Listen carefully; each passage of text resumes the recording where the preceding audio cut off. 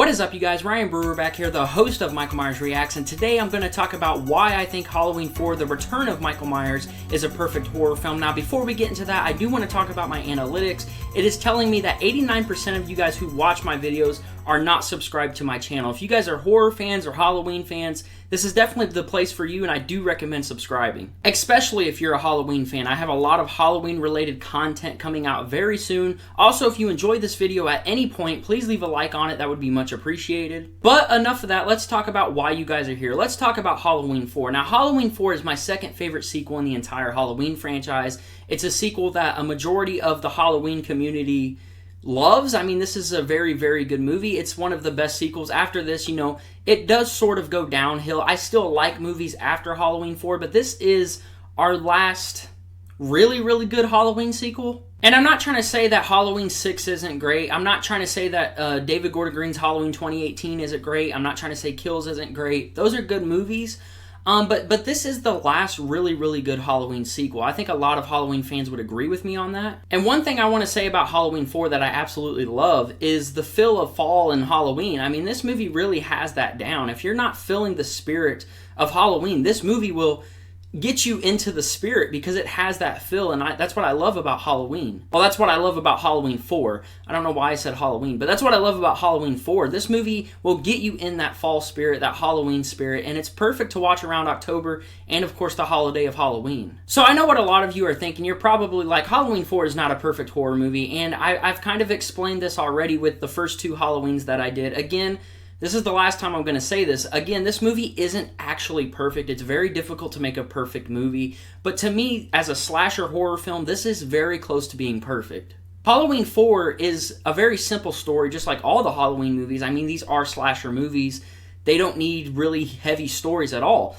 So this one doesn't have a heavy story either. But this is kind of the introduction of the cult of Thorn stuff, and even though they don't necessarily mention it, but, you know, that comes into play more in Halloween 5. The first thing I want to talk about is the Halloween 4 mask, because I know a lot of people are going to be on here like, hey, the mask is really bad. That's something that makes this movie not perfect. I get that. It's not as good as the original mask from the first and second movie. But to me, over time, this mask has grown on me. I do like the Halloween 4 mask. It's not better than the original. I've said that, but this mask still is kind of scary to me. Yes, it's very plain. You guys can see it in the background. I got the Trick or Treat Studios mask. I do understand that it's not great. It's very plain. There's not a lot to it, but I think it is a good mask. In certain shots in Halloween 4, I think it actually looks scary. But then, of course, there's shots with the mask that don't look so good, like the scene with Bucky. I honestly don't think the mask looks great there, especially when he's being electrocuted with all the sparks flying everywhere and there's light showing the mask really, really well. You know, there it doesn't look great. It looks way better in the shadows and in the darkness. That's what I'm talking about. That's when it's scary, like when they're at Sheriff Meeker's house. That's when the mask looks absolutely perfect. So let's talk about what makes this movie perfect to me, and that is plain and simply the kills. The kills are very, very good in this movie. Not just that, of course there's more things that make this movie perfect, but you've got to recognize the kills. The kills are very, very good in Halloween 4, especially in the beginning when they transfer Myers. I love that, by the way, when she's like, move him, and we hear the theme like that. Anytime I hear the Halloween theme, I swear I get like goosebumps. It's like, here we go, you know, we're getting into this. It's like preparing you. You hear that and you're like, oh, here we go. Let's enjoy this ride. So the first kill in this movie, to me, really sets the mood for the movie. It's like, you know, you're getting into something crazy when he takes his thumb and he shoves it through that dude's, like, skull or whatever, which is actually, like, impossible. That actually can't happen. But, of course, at this point, you can argue that Michael Myers is supernatural. And it's kind of showing you, like, how strong the man is. It's like he could just do this with his thumb. Well, actually, at this point, he is supernatural because we're getting into the Cult of Thorn stuff, even though the Cult of Thorn stuff doesn't come into play until Halloween 5.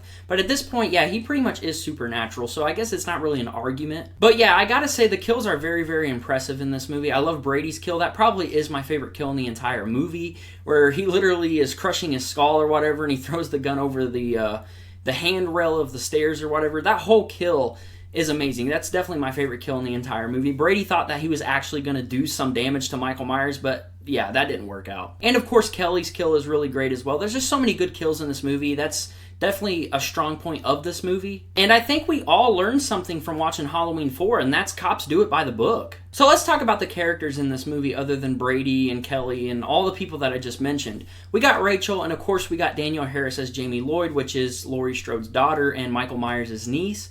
I think that was a great idea. I think that was a smart move and a great return for Michael Myers. Another thing, too, this is a perfect return movie. This was Michael Myers saying, like, hey, I'm back. And they did really, really good with this. I believe the script was written in like 11 days, which is really, really quick. Dwight Little directed it. He did a great job at directing it. I think he's a pretty good director. But overall, like, this is a perfect return movie. And of course, with this being in that Laurie Strode timeline, well, the original timeline, not counting the David Gordon Green stuff, Michael is still after, like, family blood, because obviously he's after Jamie Lloyd, which is a blood relative of his, and I like that they continued that, because at this point, you know, obviously Jamie Lee Curtis was on to doing other things, and I guess she just wasn't interested in returning to the franchise at this point, but I like that they continued